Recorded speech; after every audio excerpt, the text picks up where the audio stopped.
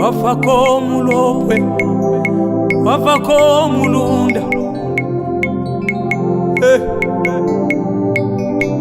Kaba wana sengayo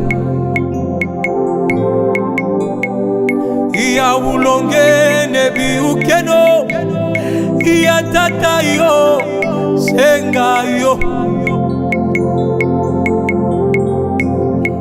mafwindi bakuyuke wileza wa moto sengayo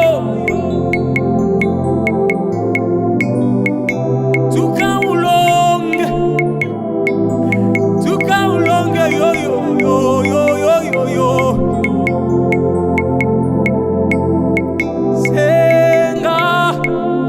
senga mukwashi senga yo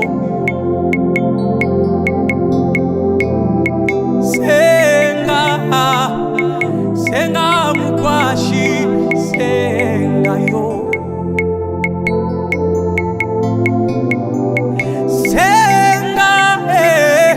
senga mukwashi senga yo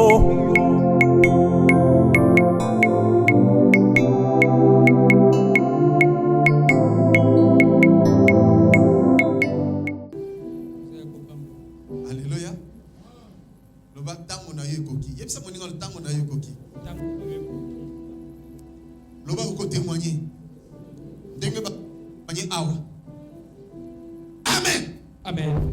Que Dieu vous bénisse encore. Voilà, second souffle et bandit. Voilà, second souffle et bandit. Second souffle et bandit. Le amen. Second souffle et sa mission, et sa émission. Alors, second souffle, ils ont soufflé partout dans le domaine de noces. Dès le domaine là. Pour second souffler, à témoigner, de prier pour Naye, et puis Zambé a se manifesté. Yes. Oh yes. Yes.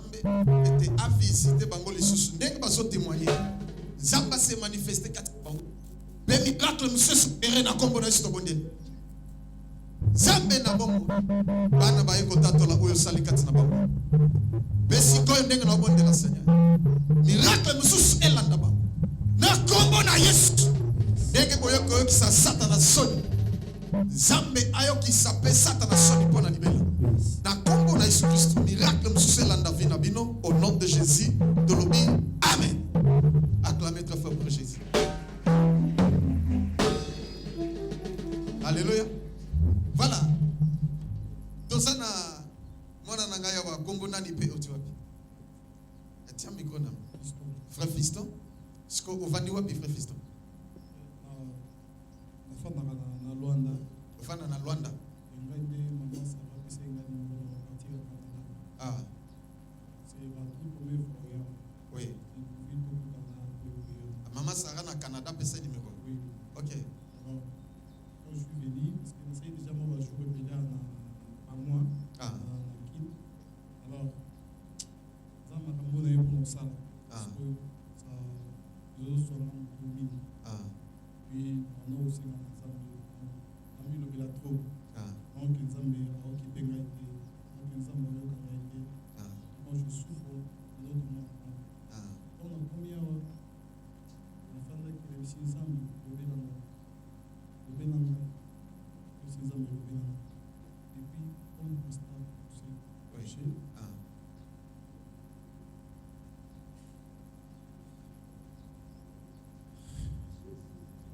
Nani mokonzi? Nani mobikisi?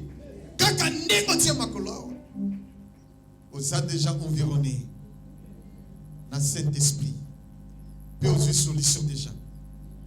Dans Comones, Zamba restaurer Vinayo. Et tu vas réussir. Au Rokende Liboso. Au vivre sous grâce Yanzam. À déclarer au nom de Jésus. Amen. Est-ce qu'on peut acclamer pour Dieu?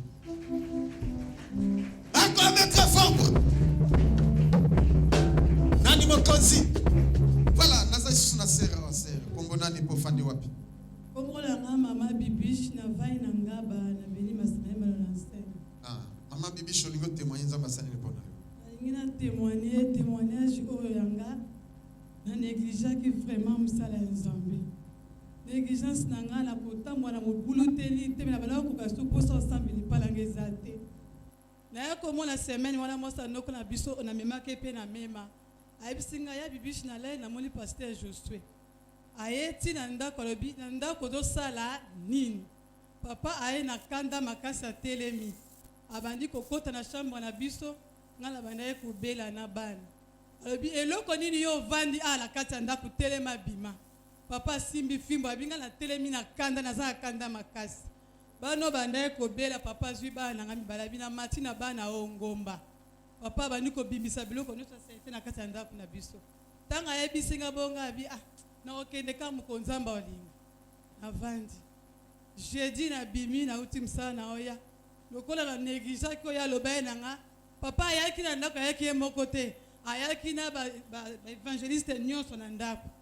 Tango na ke jeudi msana oya na komi 15h na nzela likolo esala esute. Na otambola te likolo vraiment do sa te ndenge ba betinga flèche na likolo. Na bandi kolela likolo do sala te na telemi.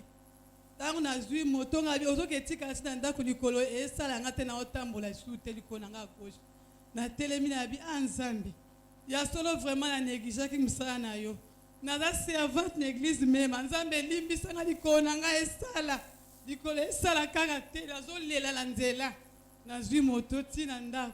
Na bengi bana na otambola te osima nga basiminga. Na na ndako tozalaki na mai sala lokola yaka. Abimisi mai. Abi asopi mai bandi ko bondela likolo esala nga kaka te. Abi mai oyo papa bondela ki pona ngo. Mama otelema obika. Bandi ko bonde maleki bazolela. Na yo benga bibenga na docteur Moïse abengi. Na papa Moïse likolo esala te. Na sanga te na okoka te. Bondela pona ngai. Andi ko bonde bikande na zo bondela wana. Bika kasiko bisiko zali. Yango na telemi na ye. Na zongi na msana ngai. Oete kolo Yesu maboko betela kolo maboko. Est-ce que okotambola sikoyo? Meka kotambola totala. Beta maboko lisusu pona lokumu na Yesu. Zongela Nzambe pona libela. Kozonga isusu simate. Au nom de Jésus, tolobi. Amen. Merci beaucoup Nzamba pambola yo. Tozali lisusu na papa kombona nipe ofandi wapi. Kombo nanga papa Michel. Avani na Gisenzo. Azali papa ya Ser Mbuzi yo asalakawa. Donc mobali ya mama Mbuzi. Mobali ya mama Mbuzi. Oya kombo la église. Boye. OK, papa. Lelo nake okutana na makambo lelo na butu ya makasi. Na komi boye. Namona mwana oyo ya mokolo azana bana misatu. Mwana wana deke na zokoma boye. Nadina kweimbala moko akangami. Kokangama kangami. Naya komatana yeti na maternité pote nazwa moto. Tokoma na hôpital esika centre ezali. Tokoma kuna donc tokomi na moto boye moto akangami akufimbala moko. Mama azwi nani photo ya papa atie ya wana tolo. Alobi lokola onction oyo elataka mwana mobali oyo na kombo ya Josué Lukamba ekoti na nzoto na yo na tie na kati ya tolo na yo okokufa te. Tolungwe wana tozwi moto tobengi papa presque 3 ou 4 fois numéro ezoleka mais azo yamba biso te tokititi na kote ya matete tokoti na centre moto se akei déjà titi baminganga basali wana titi ngabi na monoko na nga na lobi ngabi zoswe oza wapi ngai nakwea na mikumba ya boye oyo ekoki na ngai te ebongeli nzambe na yo nayoka sikoyo mwana aningani Nkolo nanga oza wapi Tata Nzambe makasi nanga oza wapi Tata Nzambe Nzambe lokola ningani ozo kaka na sango mais eyela yo ndio comprendre lokola ningani bo totiki ye wana na hôpital na putu mobimba tolali wana lipapa okutu na yebi te ndenge na latelaki na yebi ndenge na lataki lipapa te donc na ndenge tozoki mabutu wana mbinga mwasi akufela ngai brisement boye elekeli ngai ti na minito na tiki bango baza bien na hôpital nzambe ya ku Josue amata likolo makasi pona lokumu na Yesu Samba visite yo na mama pena na ti skasa akobima pe akoya ko témoigner awa au nom de Jésus de lobi amen Samba pambola yo nabi samba pambola yo loba nzamba sali awa akotika kate au nom de topesi no papa révérend Kombonani pe ofandi wapi Pesa mbasani ni pona Je vais parler en français. Oui. J'allais dire que j'allais parler en anglais. Mais je vais parler en français. Même en anglais, mon fils est là, il va interpréter. Non, je vais parler en français. Bon, en français, ça va. Je suis venu témoigner pour mes deux jolies belles sœurs qui sont passées à Kipata il y a 2 ou 3 ans maintenant. Ah oui, 3 ans. Ça fait 3 ans. L'une est à Paris et l'autre est au Canada, à Calgary. Et aussi pour mon beau-frère qui est passé ici un jour,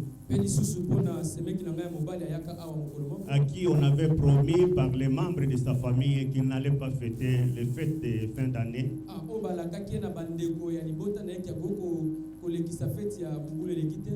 Et on l'a amené chez mon fils.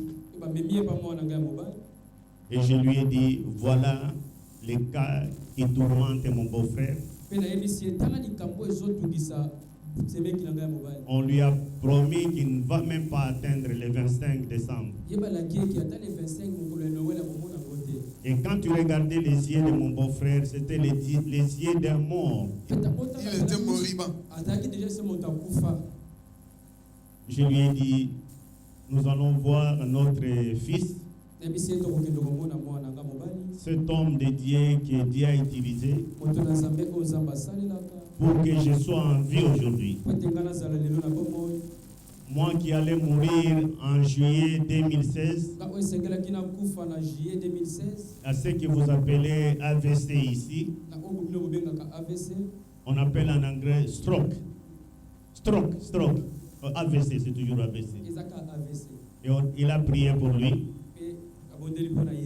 Mais aujourd'hui, si vous le voyez, il est devenu très fort. Les yeux ont changé de couleur. Oh, j'ai dit que le Dieu de Lokamba, c'est un Dieu vivant. Comme vous le savez, je suis pasteur aussi, ordonné en Afrique du Sud.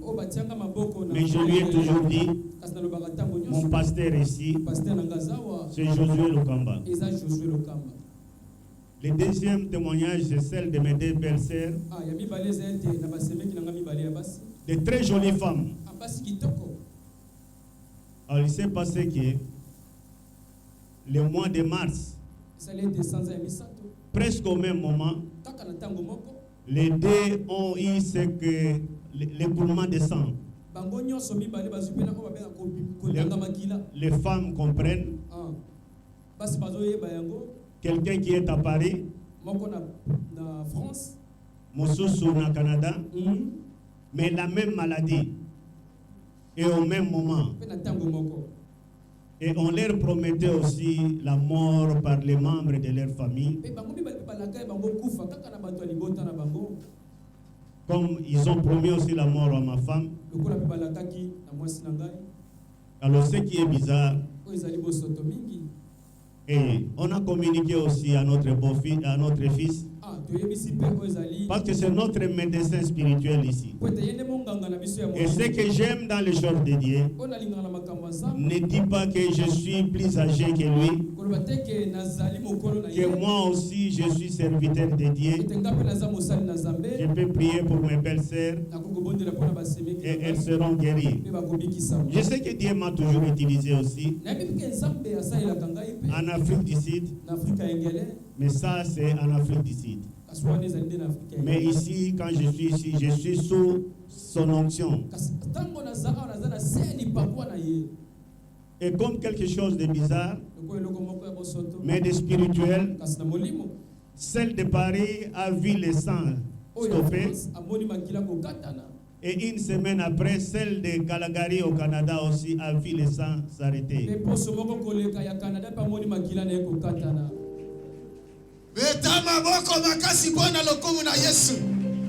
Mais Dieu est toujours Dieu. Le diable n'abandonne jamais facilement.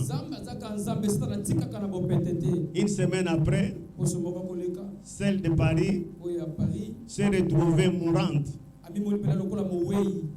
Elle ne voulait pas aller à l'hôpital à cause de cette maladie internationale que le diable a semé dans le monde. Parce que c'est d'ici elle va à l'hôpital, on risque de l'achever. Mais heureusement, nous l'avons convaincu et la fille de celle de Paris l'a convaincu d'aller à l'hôpital.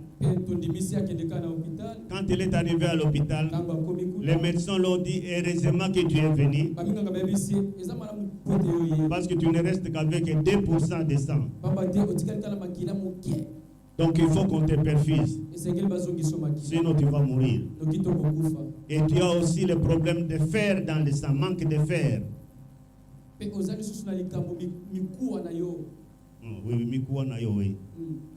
Alors, on lui a remis, on l'a traité pendant 2 jours à l'hôpital. Elle est sortie.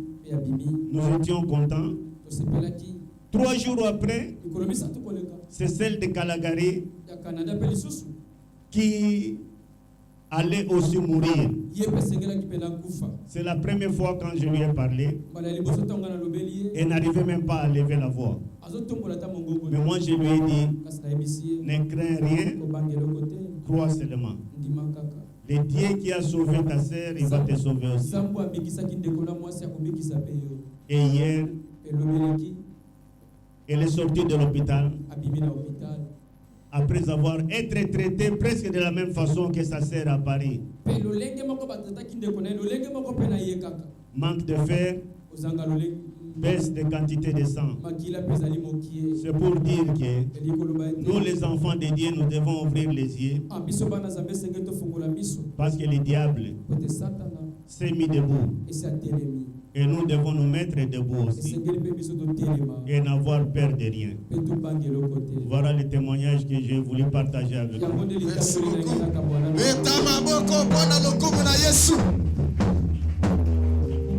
Alléluia. Omona mona mwasi makile ezobima ezotanga banda plusieurs mois, plusieurs katate. Non, ezamabe. Soko kutana moto bongo yakana. Nzambe obikisa. Voilà, doza lisusu na témoignage tozo ya suka pona ngonga na biso dotika na 10 minutes tosilisa. Voilà, doza lisusu na témoignage awa. Frère kombo nani pe ovandi wapi? Alléluia église. Bon, kombo nanga Israël chapiteau du Muntu. Israël chapiteau du Muntu. Naza moko ya ba serviteur kati na église awa. Nazali mwana ya pasteur Josué Lokamba. Donc na yeko témoigner nzambe mambasali pona nga. Donc, tous les bateaux facteurs à normalement la fête parce que nous avons champion d'Afrique. Donc, ça n'a pas été facile. La discipline, la discipline à boxe. Ozanani? Naza boxeur. Le babia bayokite ozanani? Naza boxeur, bibotu. Alléluia. Nani mokonzi? Nabi ke boyebi tant que na kipata maki champion du Congo ayaki na médaille yo témoigner mais combat youtube na misusu en Afrique mais ami mi champion d'Afrique nabi te so bozo comprendre betana no mulolo pona Yesu ce qu'on l'a dit est qui même difficile à RTNC. Alléluia. RTNC oui maman la qui ça bon, la première fois tout organisé championnat d'Afrique dans Mbokanabiso. Donc c'est pour la première fois on a mis championnat d'Afrique. On a mis championnat d'Afrique dans la catégorie à lourd léger.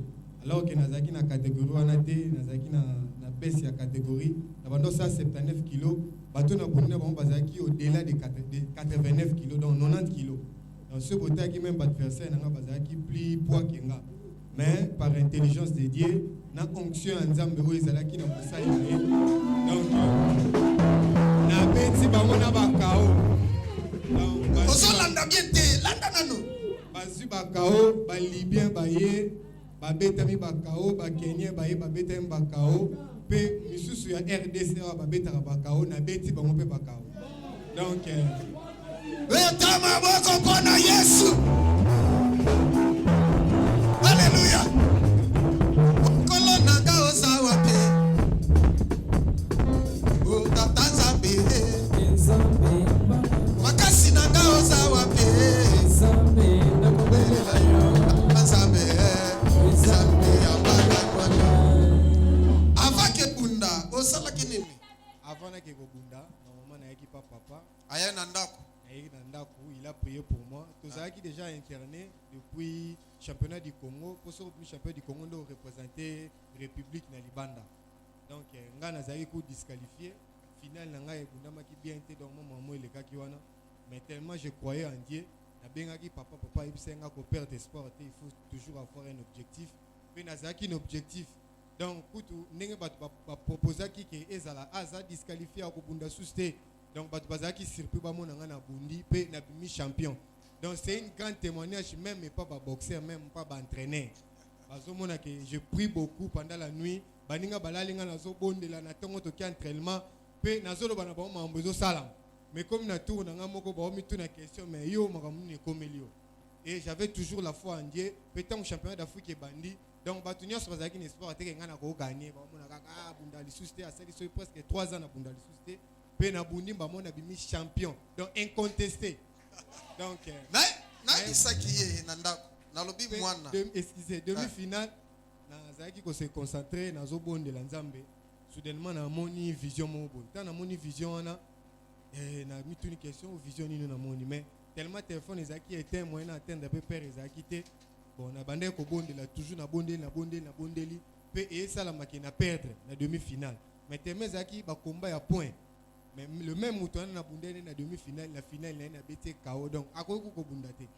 Donc na témoigner vraiment mon Nzambe. Sauf que na na médaille to interné na ba libérer bisoté, ba médaille to remettre qui on pas président de la fédération pour que to que pas ministre ya Mbabiso na président de la République. Donc sauf que pour na maramba gouvernement ndé yango moni yo sala un peu boya médaille lui azui médaille d'or. Médaille d'or. Na lobi boy. Yo osala makambo tuna kanzambe te ponani. Ozolanda. Luka osala likambo tuna nzambe. Loba amen. Yako consulter nzambe. Tozali na senge lokote ofele. Abengi na biyaka na ndako aye na bi omoni yo. Opesa ba kao. Kao. Fukama. Alléluia. No kanga makofi, akangi makofi. To bonde lipona. Obi makofi no yo. Bolobozana kisi. Oloki to bonde to vale vas-y na PC mibe kwa tos yeyo champion d'Afrique médaille d'or ba oyambaye na ba ministre na président de la République to bombi makamusus to ko témoigner après betela nkolo maboko makasi fukama simba makolo naka bandalelo ndenge ofungwa meo obimi champion d'Afrique. Aucun Europe, obima champion d'Europe. Aucun États-Unis, obima champion du monde. Parce que ça moi nananga. Israël bakoka kaite, obundi na zambo longi na batoko longi. Na Congo na iso vivango,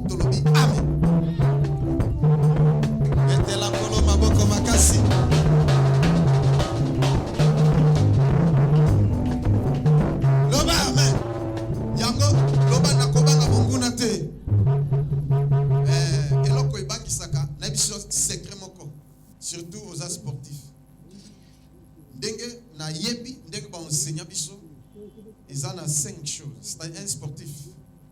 Il faut oser la rapidité, la précision, la force, la technicité et sang-froid.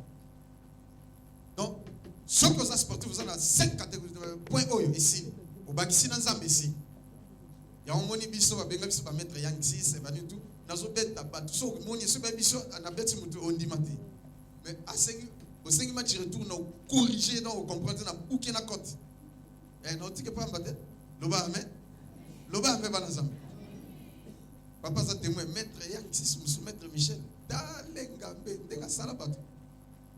Na église. Dans la délivrance de la Zoyango. Ya usaka de moyena na kisabina yezate me na bambie na chair. Au pundu sabato na kofi. Mais tango aye na suyo le quoi papier na bambie na chair na écraser côté boukan.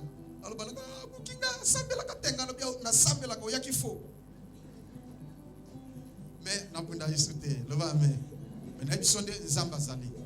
David na Goliath ezalaki match handicap. Oyo pauti wapi? Le batango nanga koki. Nzamba pambola bino. Zambe o se manifester katina bana. Tinda ki bangwa pambate c'est pour que au nom de Jésus. Pambola ba nouveau na ba ancien. Pambola papa et maman nous devons sortir makolo au visiter. À vivre miracle na kombo na Yesu. Même ba église na biso za bisque que kozala na étranger. Au visiter bango. Batunyo so basolanda biso ba correspondant na biso Seigneur. Au visiter bango. Au nom de Jésus. Si comme souffler, pe miracle et s'opérer place nyo so bokoza. Boboya ko témoigner pour dans le kombo na Yesu. Dento lobi. Amen. Que Dieu vous bénisse.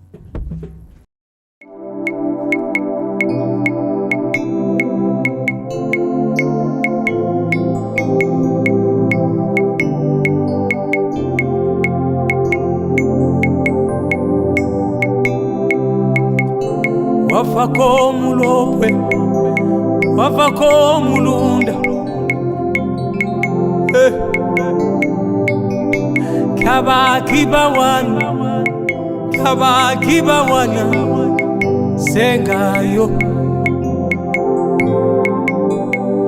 Iya ulonge nebi ukeno, iya tatayo, sengayo.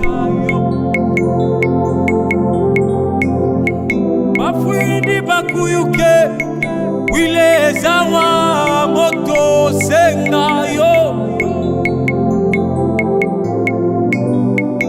Tuka ulonge yo yo yo yo yo yo.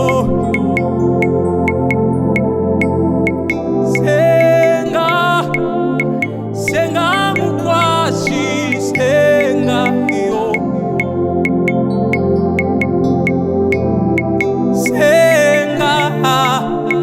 Senga mukwashi senga yo.